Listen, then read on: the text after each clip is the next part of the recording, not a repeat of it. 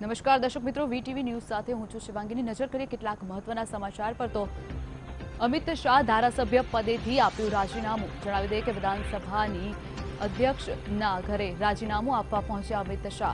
તો નારણપુરા વિધાનસભાની બેઠક પરથી અમિત શાહે રાજીનામું આપી દીધું છે। તો અમિત શાહ રાજ્યસભામાં ચૂંટાતા તેમણે ધારાસભ્ય પદેથી રાજીનામું આપ્યું છે। અમિત શાહ ધારાસભ્ય પદેથી રાજીનામું આપ્યું છે। તેઓ વિધાનસભાના અધ્યક્ષના ઘરે રાજીનામું આપવા પહોંચી ચૂક્યા છે। જણાવી દઈએ કે નારણપુરા વિસ્તારથી તેઓ ધારાસભ્ય પદે હતા। તેઓ છેલ્લા 20 વર્ષથી ધારાસભ્ય હતા, પરંતુ રાજ્યસભાની ચૂંટણી જીત્યા બાદ તેઓ આ પદેથી રાજીનામું આપ્યું છે। તેઓ રાજીનામું સોંપવા માટે અધ્યક્ષના ઘરે પહોંચી ચૂક્યા છે। તેમણે ધારાસભ્ય પદેથી રાજીનામું આપી દીધું છે। નિયમ મુજબ કોઈ એક વ્યક્તિ બે પદ પર ન રહી શકે, તેના કારણે તેમણે ધારાસભ્ય પદેથી આજે રાજીનામું આપી દીધું છે। આ સાથે જ અધ્યક્ષના ઘરે અમિત શાહ હાલ પહોંચી ગયા છે અને તેમણે અધ્યક્ષને રાજીનામું આપ્યું છે। નારણપુરા બેઠકથી ધારાસભ્ય રહી ચૂક્યા છે અમિત શાહ। છેલ્લા 20 વર્ષથી ધારાસભ્ય છે।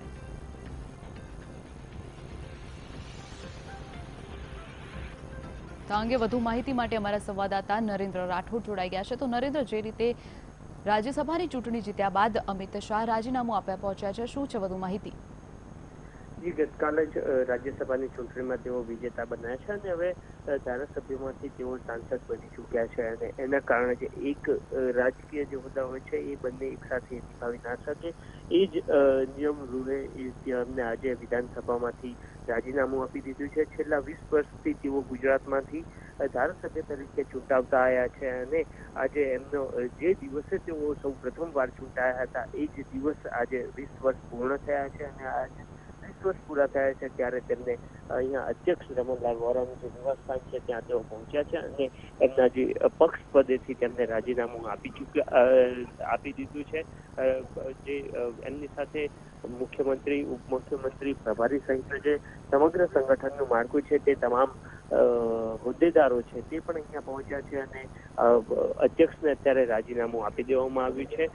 અમિત શાહે આ બાબતે તેમને જે રાજીનામું આપ્યું છે એ બાબતે તેમને કંઈ મીડિયા સમક્ષ વાતચીત કરવાનો ઇનકાર કર્યો છે। જરૂરથી મીડિયા દ્વારા એમની સાથે વાત કરવાનો પ્રયાસ કર્યો હતો, પરંતુ એ આ બાબતે તેમને મીડિયા સમક્ષ કંઈ પણ કરવા માટે ઇનકાર કર્યો છે। જરૂરથી એમના જે સાથી ધારાસભ્ય છે તેમને આ બાબતે ખુશીની સાથે દુઃખ પણ વ્યક્ત કર્યું છે। એમને જણાવ્યું છે કે વર્ષોથી અમિતભાઈનો જે એમનો રાજકીય ઇતિહાસ રહ્યો છે અને રાજકીય કુનેહ એમની રહી છે એનો લાભ ગુજરાતની વિધાનસભામાં એમને મળતો રહ્યો છે, પરંતુ હવેથી તેમનો જે લાભ મળવો જોઈએ એ મળશે નહીં।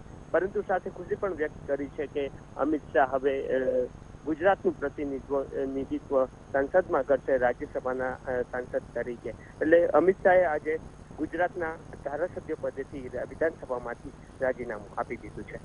જી બિલકુલ નરેન્દ્ર, સમગ્ર માહિતી બદલ આભાર। તો જણાવી દઈએ કે જે રીતે રાજ્યસભાની ચૂંટણી જીત્યા બાદ અમિત શાહે પોતાનું ધારાસભ્ય પદનું રાજીનામું આપી દીધું છે। તેઓ રાજીનામું આપવા માટે અધ્યક્ષના ઘરે પહોંચ્યા છે। તો સાથે જ મુખ્યમંત્રી, નાયબ મુખ્યમંત્રી તેમજ પ્રભારી તેમની સાથે જોડાયા છે। આ ઉપરાંત કેટલાક મંત્રીઓ તેમજ કાર્યકરો પણ તેમની સાથે અધ્યક્ષના ઘરે પહોંચ્યા છે। તો જણાવી દઈએ કે ગઈકાલે યોજાયેલી ચૂંટણીમાં તેમણે રાજ્યસભાની બેઠકમાં ઉમેદવારી નોંધાવી હતી અને 46 મત સાથે તેમણે જીત મેળવી છે। તો આ સાથે જ નારણપુરાની બેઠક પરથી તેમણે ધારાસભ્યના પદેથી રાજીનામું આપ્યું છે।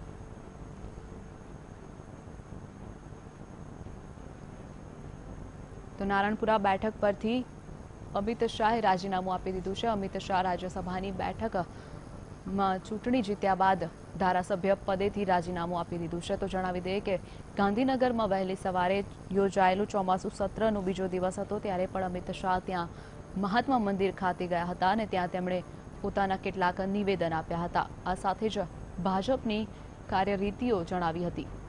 તો આગામી 2017ની વિધાનસભાની ચૂંટણીને લઈને પણ કેટલીક મહત્વની ચર્ચા કરી હતી। તો જણાવી દઈએ કે અમિત શાહે પોતાનું ધારાસભ્ય પરથી રાજીનામું આપી દીધું છે।